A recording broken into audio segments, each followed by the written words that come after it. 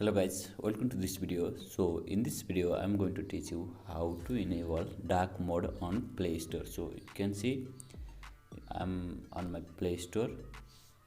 First of all, tap on this profile icon on the top right corner, this one, and find the setting button or setting option here.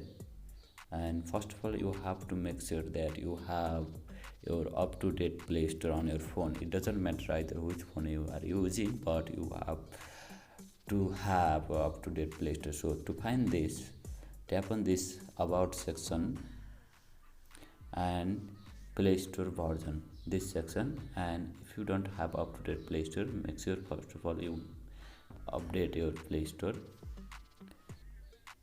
Again, go to this profile icon, setting,